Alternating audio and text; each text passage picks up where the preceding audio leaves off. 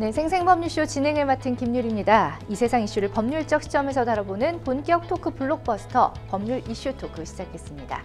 제 옆에는 장윤미 변호사 자리하셨습니다. 안녕하세요. 네, 안녕하세요. 네, 반갑습니다. 네, 지금 이 방송은요 유튜브 통해서 실시간으로 방송되고 있습니다. 많은 시청 부탁드리고요. 유튜브 통한 소통 창구도 열어둘 테니까 궁금한 점 있으시면 언제든지 실시간으로 댓글 남겨주시면 좋겠습니다. 네, 그럼 법률 이슈 토크에서 나눠볼 이야기들 화면으로 먼저 만나볼게요. 여 지도부 혁신이 주류 희생 둘러싼 갈등 고조, 황의조 불법 촬영 혐의 경찰 수사 쟁점은 제2코로나 비상 중국서 또 폐렴 창궐. 네, 정말 시끌시끌합니다, 요즘에. 자, 그런 또 이슈들을 좀 저희가 또 이야기를 심층적으로 나눠볼까 하는데요. 얼른 시작해 보도록 할게요. 여러분은 지금 생생법률쇼를 함께하고 계십니다.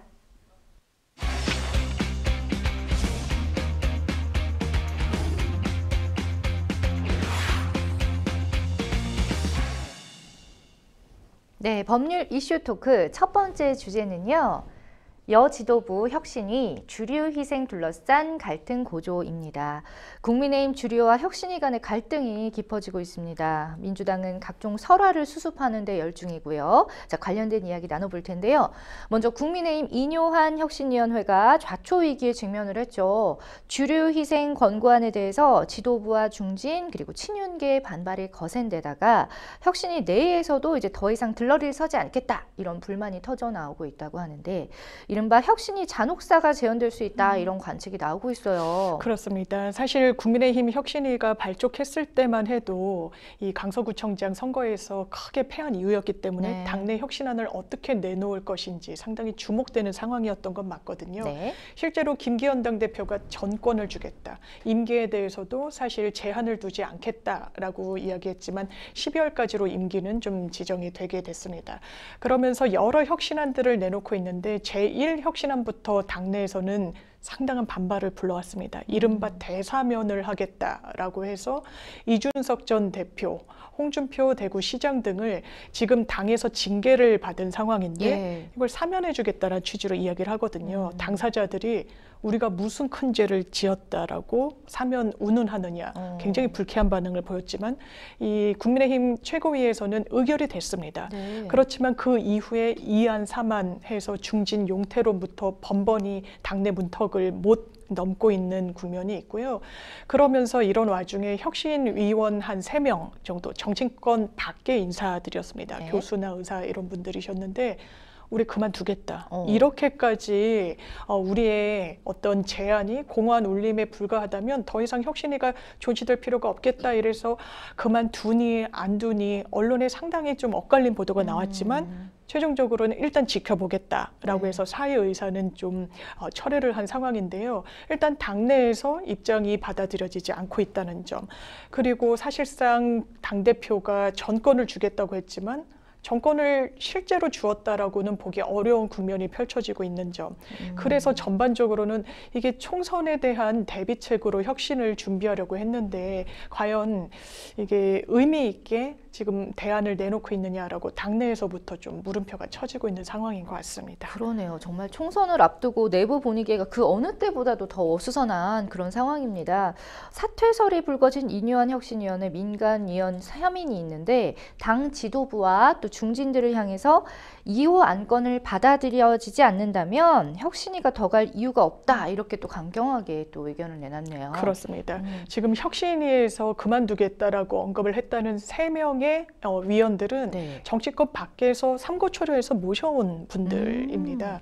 그런데 처음에 보도가 나왔을 때 이제 혁신위에 있는 한 기존 정치인 분이 혁신위는 사실 김기현 당대표 체계를 연장해주기 위한 것 이상도 이하도 아니다라는 취지로 설명을 했다라는 거예요. 그래서 그런 언급에 상당한 자괴감을 느꼈다라는 것이고요. 가장 이 3명의 혁신위원들이 요구하고 요청하고 있는 건 중진 험지 출마 내지는 불출마입니다. 왜 이런 부분을 상당히 강경하게 드라이브를 걸고 있냐면 사실 원희룡 장관이 지금 인천 계양에 나오겠다 뭐 이런 이야기가 나오고 있거든요.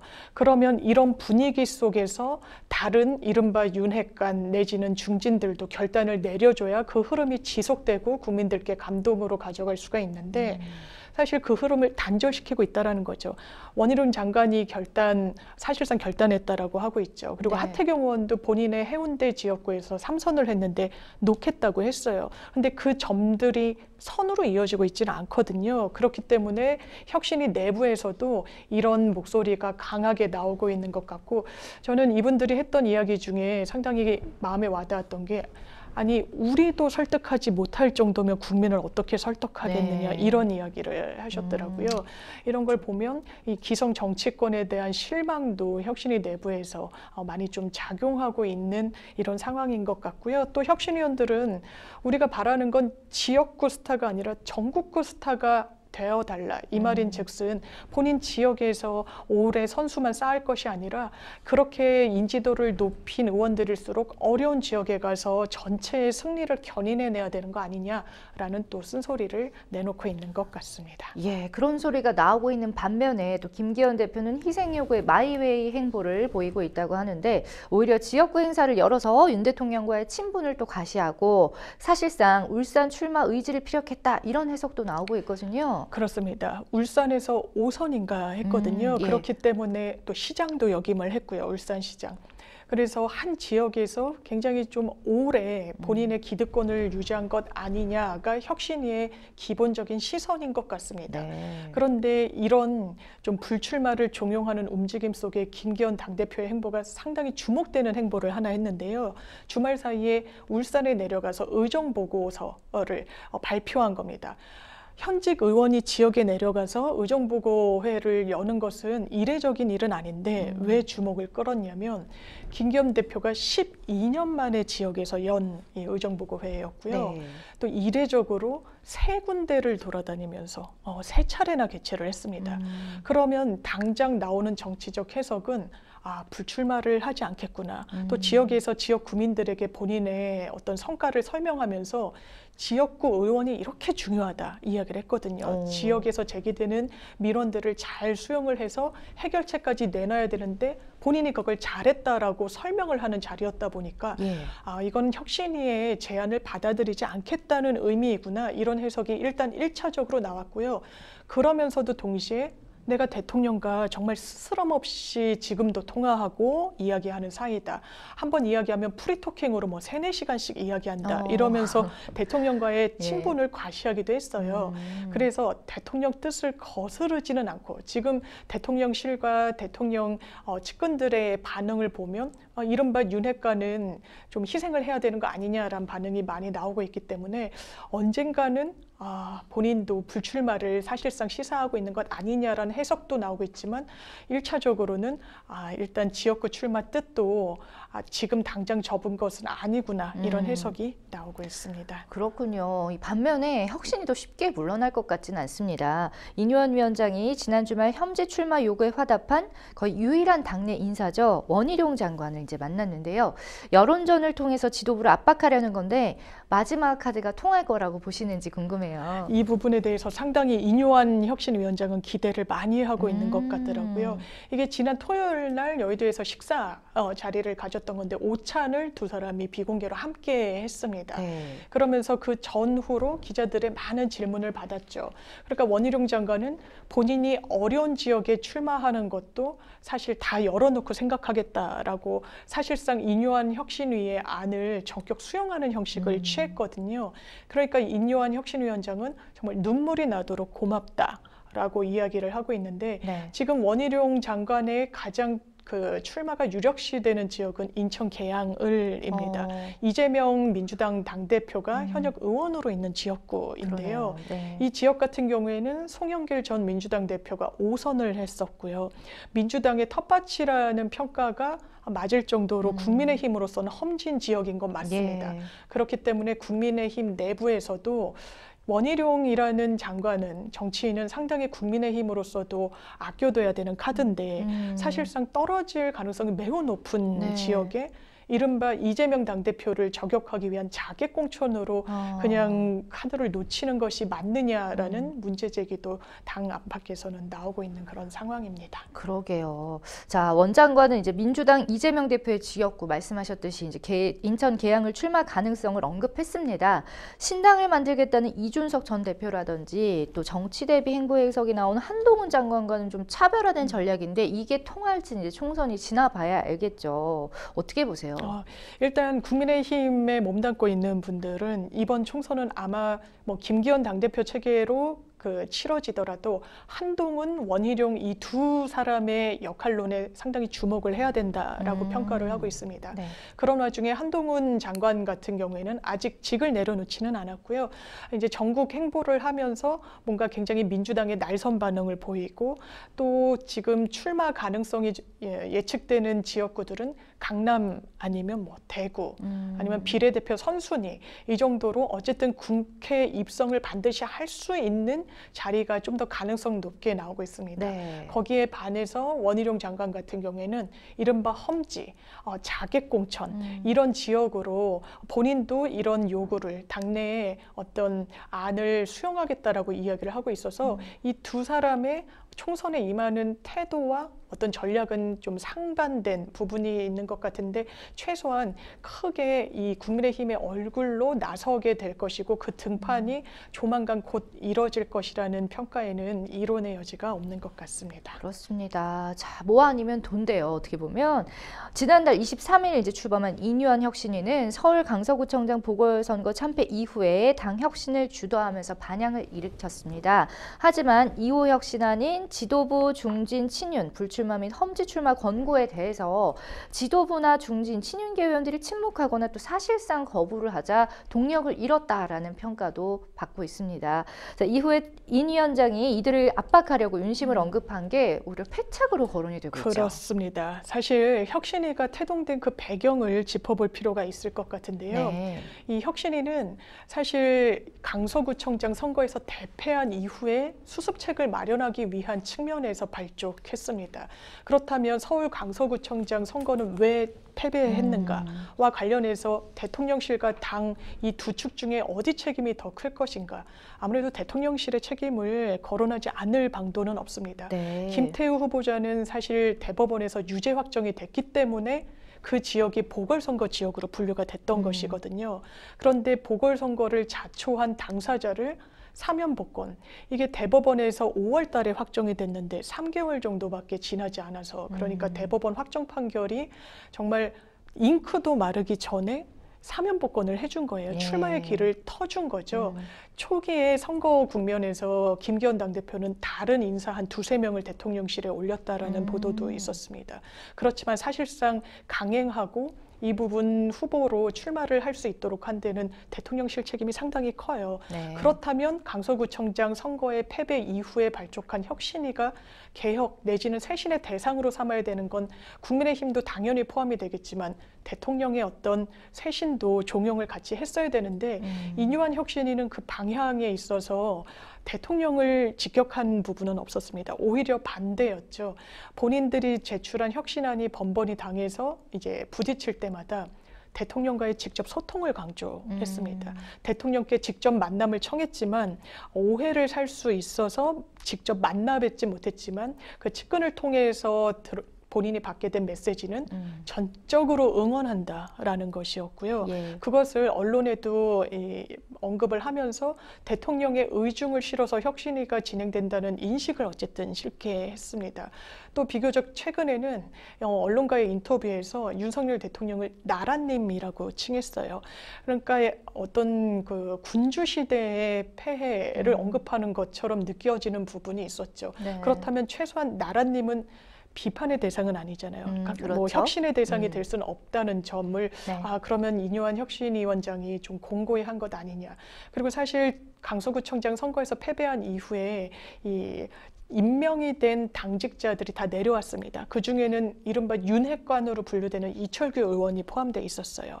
그런데 이번에 공천과 총선을 준비하는 과정 중에 당 인재영입위원장으로 다시 복귀를 했습니다. 그때 이뉴한 위원장의 반응은요. 만세를 부르고 싶다라는 것이었어요.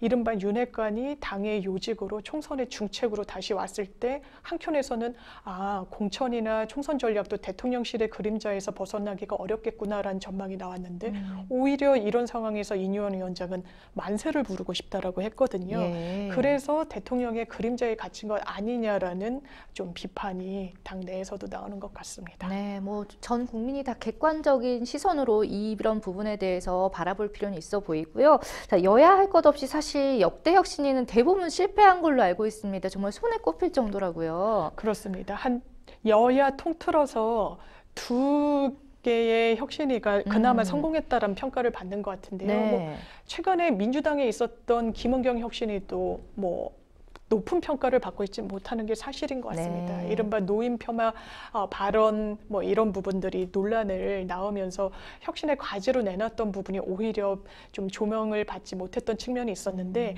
성공했다라고 평가받는 혁신위는 한나라당, 그러니까 네. 국민의힘의 전신일 때 와, 박근혜 정말 당대표, 옛날이죠. 2005년도에 예. 홍준표 혁신위가 있었습니다.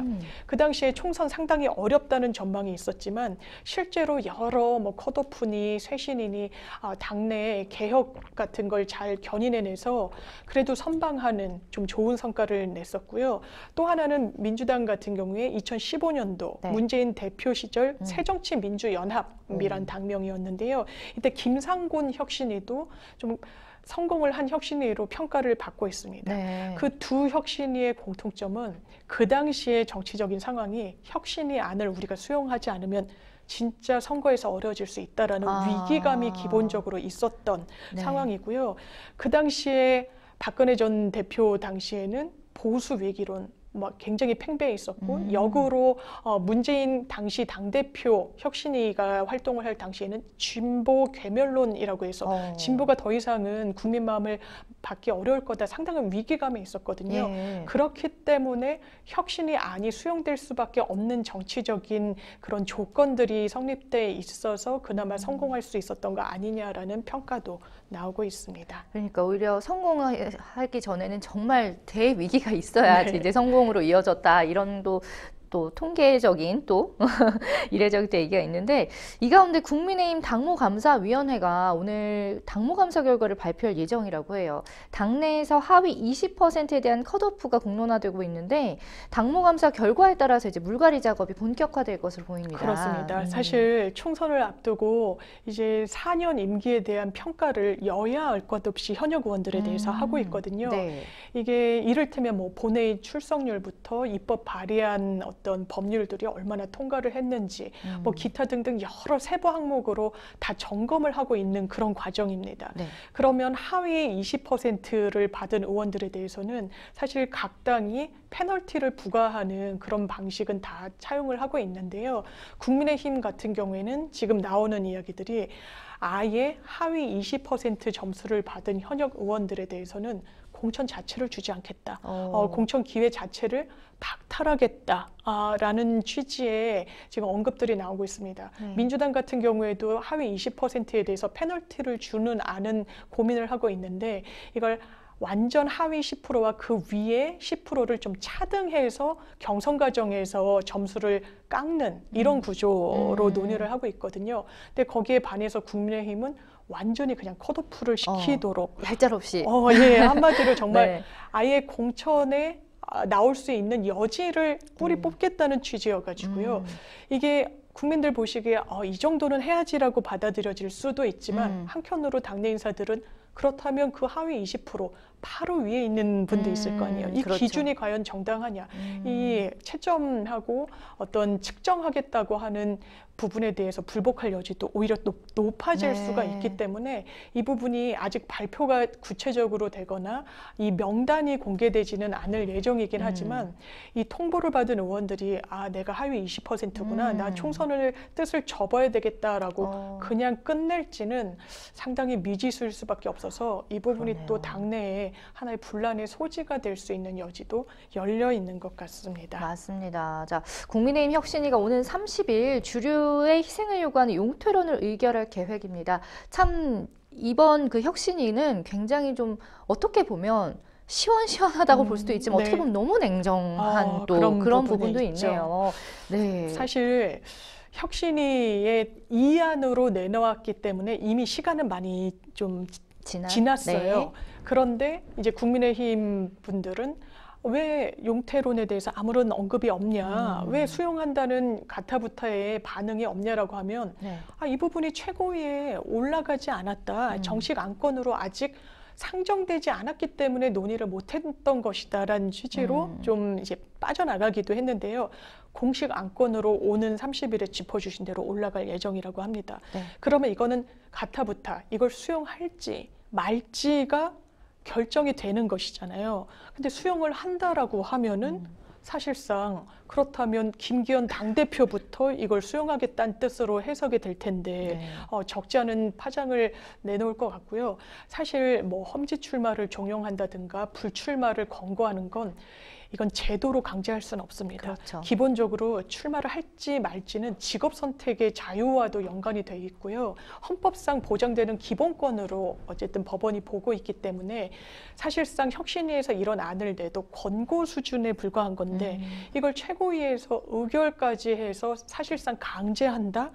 라고 하면 이 부분이 또 만약에 수용이 되지 않으면 더 큰 갈등으로 언론에서도 조명할 수밖에 없는 그런 구조여서 이 부분이 어떻게 좀 풀려나갈지 많은 언론들도 주목하고 있는 것 같습니다. 네, 이런 가운데 신당 창당 가능성을 높이고 있는 국민의힘 이준석 전 대표 대구에서 지지자들을 만났네요. 어떤 의미 있는 발언으로 했을까요? 사실 1월 날 대구를 찾았을 때 그날 한 1,600분 정도가 모였다고 하더라고요. 적지 않은 그러네요. 사실상 이준석이라는 정치인의 행보에 관심을 가진 대구 시민들이 함께 자리를 했던 겁니다. 네. 이 자리에는 이른바 천하용인도 함께 하면서 굉장히 세게 이야기를 했습니다. 윤석열 정부에 대해서 아주 가감없이 강도 높은 비판을 이어갔고요.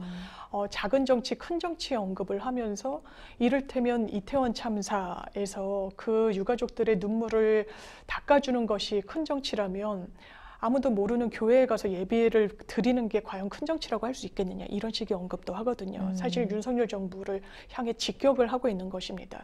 그러면서 본인의 정치 행보와 관련해서는 본인이 대선 승리를 이끌었던 측면이 있는데 앞으로는 더 큰 전쟁을 준비하고 있다는 표현을 써요. 전쟁을 준비하고 있다. 이 말인 즉슨 그렇다면 전쟁은 대상이 있잖아요. 적이 있는 싸움 아니겠습니까? 그렇죠. 그랬을 때 본인이 기존의 거대 양당 체계에서 집권 여당의 당대표로서 대선 승리를 이끌어냈지만 더 힘든 길을 가겠다. 그 길은 제3지대에서 이른바 윤석열 정부를 향한 싸움을 해나가겠다라고 해석될 수밖에 없는 언급을 했거든요. 네. 그래서 많은 정치평론가들과 언론이 1월 날 있었던 대구행을 기점으로 사실상 신당 창당에 출사표를 던졌다. 이런 평가를 내놓고 있더라고요. 이제 와서는 창당을 안 하겠다라고 한다면 당내에서 본인이 정치적 지분을 확보하고 윤석열 정부의 성공을 위해서 총선을 대비하겠다는 건데 네. 이미 본인이 양두구육이라고 해서 개고기를 팔았다고까지 사실 윤석열 대통령을 직격하기도 했었거든요.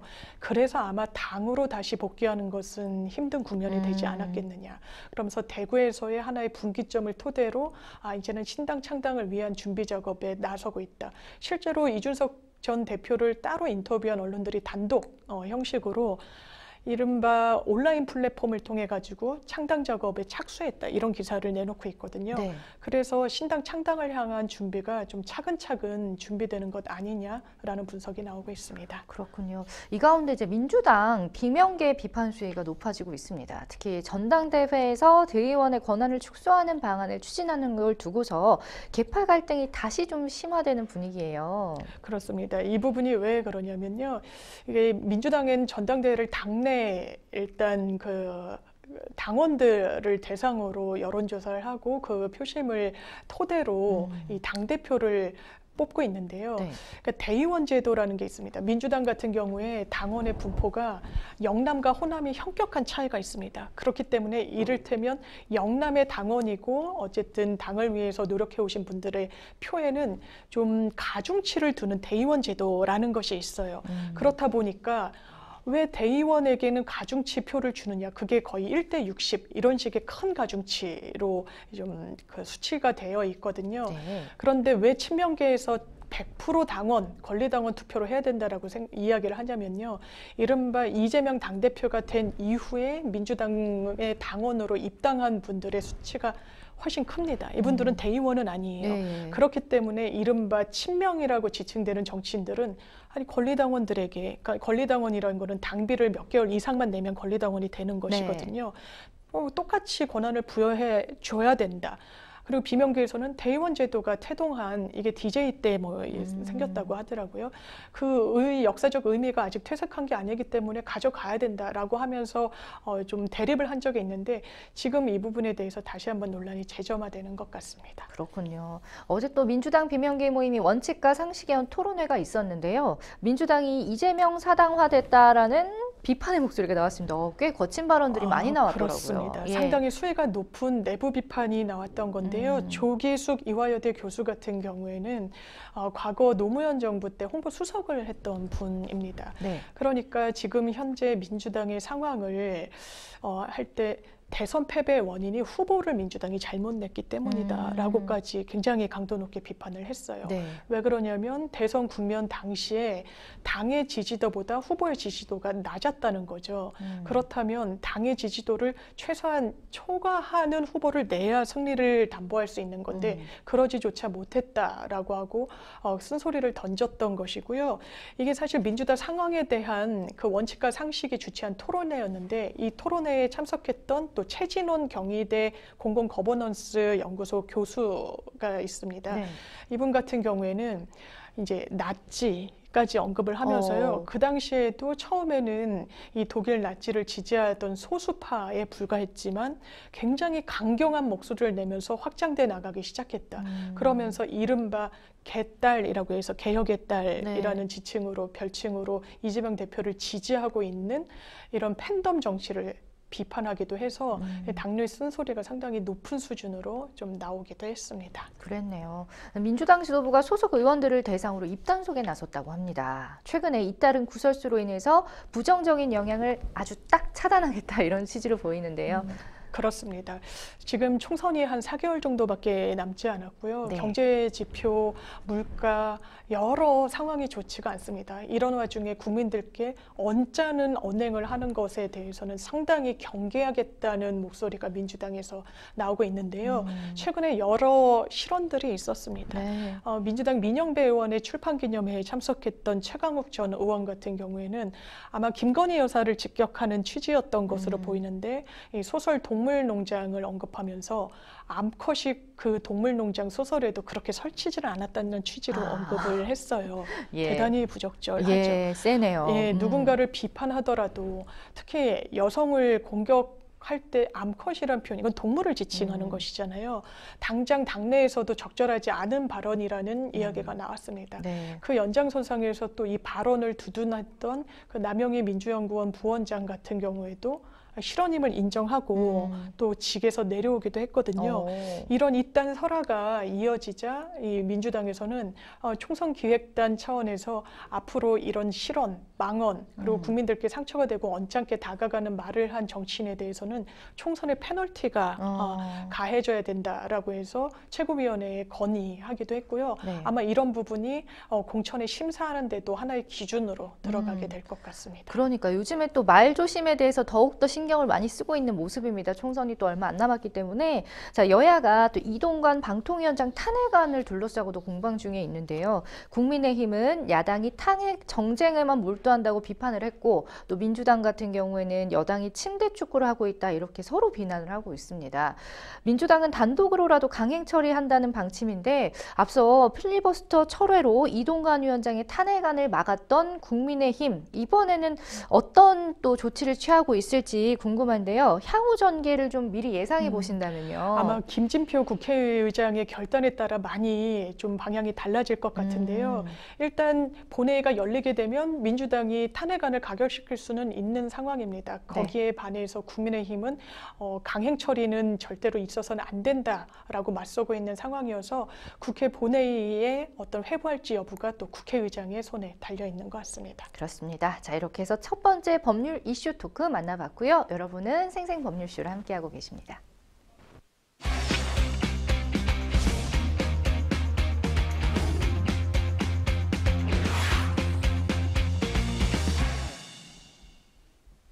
법률 이슈 토크 두 번째 주제 만나보시죠. 황의조 불법 촬영 혐의 경찰 수사 쟁점은입니다. 요즘에 축구 국가대표 황의조 선수의 성관계 동영상 논란으로 참 시끄럽습니다. 황 씨가 상대방의 동의 없이 영상을 촬영한 건지 혹은 아닌지 당사자 간의 공방이 치열한데 여기에 영상을 유포한 사람으로 형수님이 또 지목이 됐어요. 예. 굉장히 큰 놀라움을 줬죠. 그러니까요. 사실 황의조 선수의 이른바 성관계 동영상 유출 사건과 관련해서 황의조 선수는 처음에 본인도 피해자라고 했습니다. 예. 그리스 그리스 현지에서 본인의 휴대전화를 잃어버렸는데 그걸 계기로 끊임없이 협박을 받았다라고 했거든요. 그러면서 협박범이 구속이 됐습니다. 네. 그런데 알고 보니 그 당시에 협박을 했다라는 그 동영상을 유출하겠다라고 사실상 황의조 선수에게 겁박을 한 당사자가 친형수였다는 사실이 그러니까요. 최근에 드러난 네. 것이에요. 그러면서 황의조 선수는 또 이 영상이 유포되는 데 있어서는 피해자일지 모르겠지만 촬영을 하는 데 있어서는 피해자의 동의를 받지 않았다는 이유로 피의자로 또 전환이 되면서 수사를 받고 있는 복잡하네요. 그런 형국입니다. 네, 여기 또 황 씨 측이 동영상 속 여성은 결혼한 방송이다라는 거를 네. 언급한 것도 참 문제가 많이 됐었습니다. 굳이 왜 그렇습니다. 그런 거를 밝혔을까도 의문인데, 예? 맞습니다. 사실 본인의 결백을 주장하는 건 너무나 당연한 변론이기도 하죠. 네. 그런데 그걸 넘어서서 이제 기자회견을 자초해서 나는 대질신문까지도 할 의사가 있다. 아마 상대 여성이 본인을 공격하는 것은 본인이 결혼을 했고 이제 방송에 나오는 인물이기 때문인 것으로 추정된다라고 하면서 이제 상대방의 주장을 사실상 탄핵하기 위해서 그 신원이 특정될 수 있는 발언을 변호인이 한 것이거든요. 네. 대단히 부적절하고 당장 2차 가해라는 또 논란이 나오기도 했고요. 오히려 그런 이런 기자회견의 말들 때문에 황의조 선수가 더 좀 공경에 처한 상황으로 보이기도 합니다. 맞습니다. 이 가운데 경찰이 불법 촬영 혐의를 받는 축구 국가대표죠. 황의조의 휴대폰뿐만 아니라 노트북까지도 확보해서 조사 중인 것으로 알려졌어요. 그렇습니다. 사실 노트북까지 봤다라는 것은 휴대전화로 촬영을 하고 그 이후에 노트북으로 옮겨서 보관을 했을 것으로 수사기관이 보고 있다라는 것인데요. 네. 황의조 선수의 입장은 그렇습니다. 동의하에 촬영을 했다라는 것이에요. 수사기관이 아마 해당 영상물을 확보하고 있을 겁니다. 그렇기 때문에 촬영 사실 자체를 부인할 수는 없는 상황으로 보이고요. 네. 그렇다면 동의 여부가 상당히 중요한데 황의조 선수는 이게 굉장히 잘 보이는 곳에 이 휴대전화를 뒀기 때문에 상대 여성도 묵시적으로나마 이 부분에 대한 합의가 있었다라고 이야기를 하고 있고요. 상대 여성 측은 전혀 알지 못했고 나중에 보관 사실을 알고 지워달라고까지 이야기를 했고 관련 녹취를 나눈 사실, 그 관련 대화를 나눈 사실의 녹취록도 공개하면서 또 맞불을 놓기도 했습니다. 그러니까요. 또 황의조 선수의 불법 촬영 혐의를 둘러싸고 황 씨 측과 피해자 측의 입장이 첨예하게 대립하고 있는 가운데 경찰이 수사에 총력을 기울이고 있습니다. 이 쟁점은 피해자가 황 씨의 촬영을 인지했는지 혹은 동의했는지 여부인데 천차만별의 결과를 또 가져올 수 있는 부분이잖아요, 법적으로. 그렇습니다. 저희가 실제로 유사한 사건을 해보면요. 네. 어떤 영상에 있을 때 동의 여부에 대한 입장이 남녀 사이에 엇갈리게 되면 그 영상물로 판단을 할 수밖에 없습니다.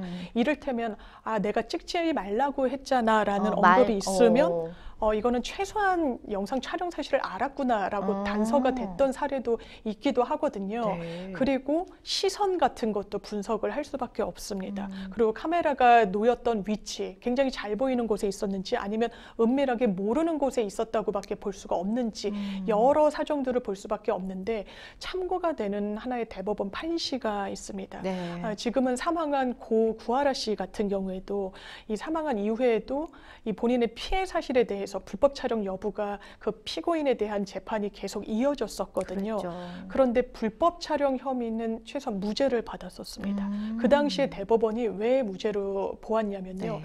여러 정황들을 무죄의 하나의 근거로 판단을 했는데 이 부분이 사실 그 전후로도 동의하에 촬영된 것으로 보이는 영상이 있었다는 점. 그러니까 딱 문제가 됐던 영상만 동의가 없었다고 단정하기가 어렵다고 본 것이에요. 그리고 돌아가신 그 사망한 구하라 씨의 그 핸드폰에도 상대 남성의 어쨌든 그 촬영물이 있었다라는 점 등등을 종합해서 최소한 기소가 됐던 영상물에 대해서는 묵시적으로나마 어떤 동의가 있었던 게 아니겠느냐라고 이야기를 했던 부분이 있습니다. 그 당시에도 이 남성 같은 경우에는 무죄를 받았지만 다른 혐의 때문에 실형 1년이 선고되기는 했었는데요. 황의조 선수도 만약에 동의가 없이 촬영됐다라고 한다면 이게 법정형 자체가 상당히 높기 때문에 실형을 면하기 좀 어려운 보이는 부분이 있고 네. 만에 하나 그 황의조 선수의 주장처럼 동의하에 촬영을 했다라고 하면 사실 유포에 있어서는 본인이 의도적으로 유포하지 않았다라고 계속 이야기를 하고 있어서 그 부분이 처벌될 수 없고 동의하에 촬영한 영상은 처벌할 수 없도록 돼 있어서 이 부분에 대한 수사 경과 그리고 재판의 내용도 따져봐야 될 것 같습니다. 그러니까요. 사건이 점점 더 복잡해지는 것 같습니다. 동영상 논란이 일파만파 확대되는 와중에 황 씨가 계속 국가대표로 경기에 나오면서 대표 자격을 놓고도 많은 분들의 감론을박이 이어지고 있습니다.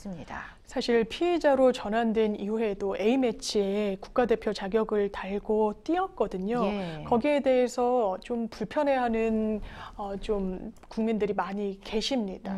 실제로 축구협회에 관련된 규정들을 보면 어떤 품위 유지 의무를 반했달지 하는 경우에 국가대표 자격을 박탈하거나 중지시키는 조항들이 있습니다. 예. 하지만 클리스만 그 국가대표팀 감독 같은 경우에는 아직 유죄로 확정된 것도 아니지 않느냐. 지금은 수사가 진행 중이고 상황은 좀 유동적이기 때문에 지켜봐야 된다라는 입장을 견지하고 있습니다. 그렇군요. 다른 국가들 같은 경우는 이런 상황일 때 어떠한 기준이 있는지요? 사실 프랑스 같은 경우에도 유사한 논란이 있었던 적이 있습니다. 카림 벤제마라는 선수의 성관계 동영상 파문이 프랑스 현지에서 일었던 적이 있거든요. 네. 그 당시에 바로 프랑스 국가대표팀에서 나오게 됩니다. 그 이후로 6년 동안 국가대표 자격을 박탈당했었습니다. 예. 최근에 다시 복귀해서 여러 그 경기에서 뛰고 있다고는 하지만 기량을 잘 발휘하고 있지 못하다는 평가가 지배적이기도 하고요. 축구 강국 브라질에서도 안토니 선수가 가정폭력 의혹이 그 아내로부터 불거졌던 적이 있습니다. 그 당시에도 국가대표라는 건 말 그대로 국가를 대표하는 선수로서 어떤 선수로서의 뭐 기질 그리고 실력도 중요하겠지만 대표하는 얼굴의 성격도 있기 때문에 그 당시 브라질 대표 국가대표 선수단 명단에서도 제외가 된 전례가 있습니다. 그렇군요. 자, 앞으로 불법 촬영 의혹 향후에 어떤 전개가 이어질지요? 어떻게 전망하시나요? 이게 참 예측이 어렵네요. 상당히 이 부분에 대한 공방이 또 펼쳐지고 있고 황의조 선수가 국가대표 선수고 굉장히 많은 논란을 또 포함하고 있는 사건인 것 같습니다. 네. 굉장히 민감하기도 하고요. 일단 동영상 촬영 여부와 관련해서 동의 여부에 대해서 굉장히 팽팽히 맞서고 있습니다. 지금은 피해 여성 한 명과 좀 대峙를 하겠다, 반박을 하겠다라고 맞서고 있는 형국이지만 지금 언론 보도를 보면 다른 여성에 대한 조사도 이루어졌다라는 이야기들이 나오고 있거든요. 예. 피해자가 한 명일 때보다 두 명, 두 명일 때보다 세 명 당연하지만 2분의 1씩 형이 가중되는 실제적 경합범으로 처벌받을 수밖에 없습니다. 굉장히 높은 형이 선고될 수밖에 없고 동의가 실제로 없었다면 그 부분에 대한 처벌을 면하기는 어려워 보이고요. 또 하나 들여다봐야 될 관점은 이게 형수가 유포했다는 거 아닙니까? 그러니까요. 그러면 정말 협박을 당해서 제3자가 황의조 선수 모르게 유포한 것과 다른 점검해야 될 사실관계들이 있지는 않은지 수사기관으로선 당연하지만 신경을 써야 될 것 같고요.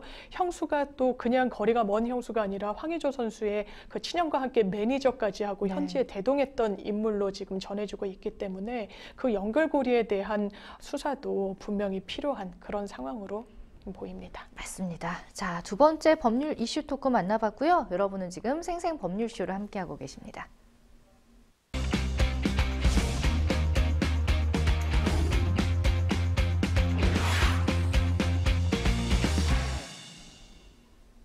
네, 법률 이슈 토크 세 번째 주제는요. 제2 코로나 비상 중국서 또 폐렴 창궐입니다. 아이고, 중국발 호흡기 질환인 코로나19로 정말 팬데믹 기간 동안 수십만 명이 숨진 것으로 집계가 됐는데 그런 인도가 또다시 좀 긴장을 하고 있대요, 중국 때문에. 그렇습니다. 예. 중국 때문에 인도에서의 긴장감도 커지고 있는데요. 저희가 불과 몇 년 전만 해도 이른바 중국발 코로나 때문에 전 세계가 좀 위기에 빠지지 않았습니까? 네. 그런데 이번에는 코로나는 아니지만 또다시 집단 감염이 되는 질환이 많이 퍼지고 있어서 정말 전 세계가 긴장의 끈을 놓지 못하는 상황인데요. 네. 일단 이번에는 마이코플라스마라는 폐렴입니다. 호흡기 질환인데요. 인접국인 인도에서는 왜냐하면 국경이 없잖아요. 네. 질병에는. 그것이 넘어가는 데는 뭐 공기 중이든 여러 감염 경로를 통해서 확산이 될 수 있다 보니까 굉장히 비상사태를 선포할 정도로 긴장을 하고 대비를 하는 상황입니다. 일단 인도 같은 경우에는 중국에서 최근 돼지를 감염시키는 조류 인플루엔자 환자도 늘어나고 있고 북부에서는 각종 호흡기 감염병이 굉장히 팽배해 있다. 그래서 이런 상황을 예의주시하고 있다라고 밝히면서요. 일단 인도 정부는 이런 여러 감염병에 대해서 정말 촉각을 곤두세우고 더 이상 확산되지 않도록 노력을 기울이겠다라고 이야기를 합니다. 네. 이번에 문제가 된 마이코플라스마는요, 바이러스와 세균의 중간 영역에 위치하는 미생물이기 때문에 폐렴이나 관절염 등의 형태로 그 병변이 발현된다라고 알려져 있습니다. 그렇군요. 인도가 워낙에 또 인구가 많다 보니까 수십만 명이 숨졌어요. 자, 그래서 많이들 긴장을 하고 있고 성명까지 최근에 발표했다고 하는데 어떤 내용인가요? 그렇습니다. 사실 코로나가 이제 굉장히 많이 퍼졌을 때 인도에서는 짚어주신 대로 인구가 많기도 하지만 수십만 명이 코로나로 사망을 했습니다. 예. 그러니까 이 질병에 얼마나 취약한지, 그리고 인도 같은 경우에 또 어떤 병원 인프라가 제대로 구축이 안 됐다는 평가가 높다 보니까 예. 인도는 공공보건 비상사태와 준하는 상태에 좀 엄중성을 갖고 대비하고 있다라고 공식 논평까지 내놓은 상황이고요. 일단 세계보건기구에서 이번에 팽배하고 있는 질환에 대한 평가는 일단 치사율은 낮다라고는 보고 있다고 합니다. 하지만 치사율이 낮으면 또 많이 전염력이 강한 경우들도 있기 때문에 여러 국가들, 또 인접한 국가가 인도만 있는 것이 아니라 또 한반도도 인접해 있기도 하고 하다 보니까 우리 또한 어떤 긴장의 끈을 늦춰서는 안 되는 그런 상황인 것 같습니다. 그렇죠. 이제 조금 살만해졌는데 또다시 이런 질환들이 계속해서 발병한다니 참 긴장이 됩니다. 자, 어쨌든 뭐 중국 내에서는 폐렴이나 호흡기 질환이 번지면서 우려가 일자 보건당국이 신종 바이러스에 의한 것은 아니다라는 입장을 밝혔는데 이것도 사실 믿기가 어려워요. 그렇죠. 일단 중국에서 왜 더 큰 경각심이 생기게 됐었냐면요. 이 중국 북부 지역의 어린이들이 감염이 계속되는 거예요.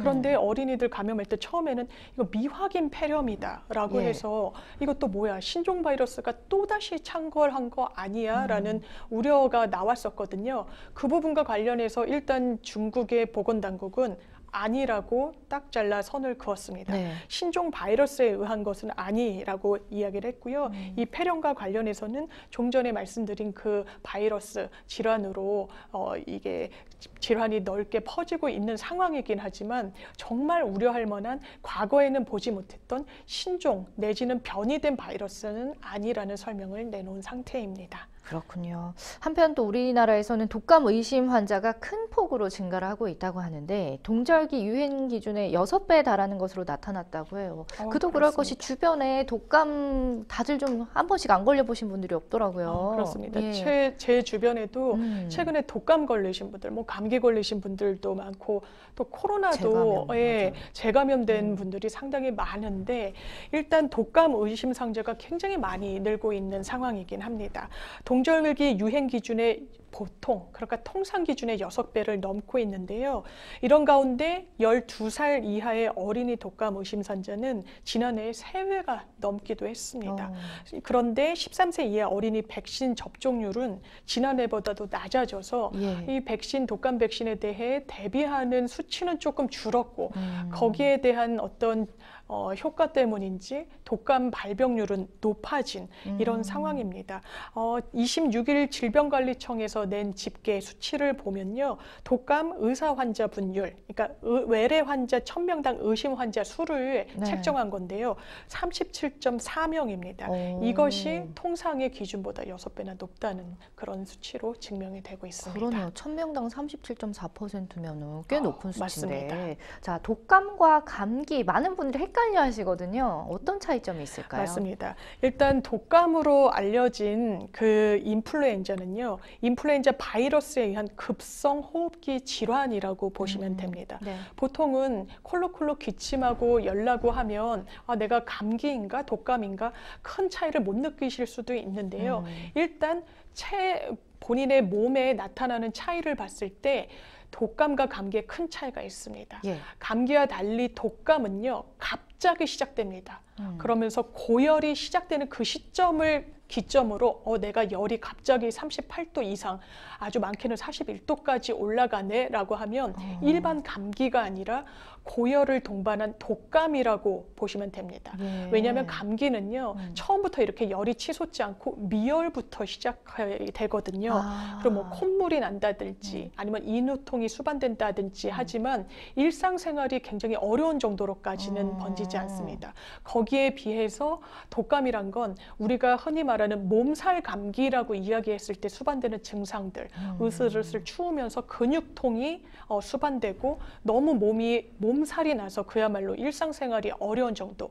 그러면 이건 감기가 아니라 독감이라고 생각하시고 약을 처방받거나 병원에 가시면 좋습니다. 이해가 쉽네요. 대표적인 예로 이제 갑자기 38도부터 열이 시작된다. 맞습니다. 미열에서 은근히 올라가는 게 아니라 갑작스럽게 고열이 빡 진행이 된다. 이러면 이제 독감을 좀 의심해 볼 필요가 있을 것 같습니다. 네. 그리고 요즘 독감이 너무 아프다고 하더라고요. 굉장히 일반 감기랑 몸이 다르게. 아프다고 하시는 분들 예. 많고 실제로 근육통이 독감에 수반되는 전형적인 증상이기도 합니다. 그렇습니다. 자, 얼마 전에 소 바이러스병이죠. 럼스킨병 발생해가지고 축산 농가들이 대혼란에 빠지기도 했는데 긴급 백신 접종 이후엔 좀 잠잠해졌다고 해요. 그렇습니다. 예. 이 부분도 사실 뭐 사람에게 감염은 안 된다고 하지만 소고기값 안 그래도 비싼데 맞아요. 더 큰 그 물가 상승 요인으로 작용할 수도 있었거든요. 그나마 다행인 거는 이제 안정세에 접어들었다는 겁니다. 이 럼피스킨병이 최근 일주일째 추가 발생하지 않고 있는 상황이고요. 네. 그래서 전국의 소 사육농장 반출입 제한도 풀리게 됐습니다. 일단 소의 반출입 제한이 해제됐고요. 다만 백신 접종 후에 3주가 지난 소에 한해서는 농장주가 관할 시군에 신고는 해야 됩니다. 아직 완전히 안심할 수 있는 상황은 아니기 때문에 이동 제한 등의 조치 또한 계속 유지가 될 예정입니다. 아무튼 뭐 긴급 백신 접종이 잘 들었는지 잠잠해졌다니까 많은 분들에게 좀 안도감을 전해주는 소식인 것 같고요. 다만 오늘 오전에 의심 신고 한 건이 있었대요. 근데 여기에 대한 검사가 진행 중에 있어서 추가 발생 가능성을 완전히 또 배제할 수는 없는 상황인 것 같습니다. 그렇습니다. 이번에는 울산에서 추가 의심 사례가 보고가 된 건데요. 네. 일단 울산에서는 첫 의심 신고라고 하니까 방역 당국이 조금 긴장하고 있는 측면도 있습니다. 지난 24일 14일 울산 울주군 두서면의 한 농장에서 이거는 럼피스킨 의심 증세가 좀 의심된다라는 신고가 접수가 됐는데요. 이 해당 농가 같은 경우에는 소 109두를 사육하는 농장이었다고 합니다. 그런데 3개월 된 송아지가 설사를 하고 피부 결절, 그러니까 피부에 혹이 발견이 돼서 럼피스킨 질병과 유사한 증세를 보였기 때문에 의심 신고로 접수가 됐고 현재는 정밀 검사를 진행하고 있습니다. 일단 이르면 오늘이나 아니면 늦어도 내일까지는 정확한 상황에 대한 결과가 나온다고 하니 이 부분이 정말 울산 등지로까지 좀 퍼질지 아니면 안정세에 접어든 진단이 맞을지는 그 결과를 지켜봐야 될 것 같습니다. 네, 일단 뭐 지금 코로나가 한창일 때 제가 TV에서 어떤 전문가가 말하는 걸 봤는데 5년에 한 번씩 코로나와 같은 바이러스가 계속해서 나올 것이다라는 예측을 한 적이 있었거든요. 저는 설마 했는데 또 오늘 이 소식을 접하니까 마냥 저희가 마음을 놓아서는 안 되겠다는 생각이 들면서 항상 저희 또 요즘 경각심이라는 단어가 유행인데 경각심을 늘 가져야겠다라는 생각이 듭니다. 자, 생생법률쇼 어느새 마칠 시간이네요. 오늘은 장윤미 변호사와 함께했습니다. 고맙습니다. 네, 감사합니다. 네, 자, 방송이 끝나더라도 생생법률쇼 상담 접수는 계속됩니다. 방송 보시다가 궁금한 점 있으시면 전화하셔도 좋고 또 홈페이지 혹은 이메일을 통해서 저희가 각각 상담 접수 받고 있으니까요. 변호사분들께 무료로 상담받고 싶다 하시는 분들은 혼자 고민하지 마시고 언제든지 연락 주시면 좋겠습니다. 생생법률쇼 오늘 준비한 내용은 여기까지입니다. 시청해주신 여러분 고맙습니다.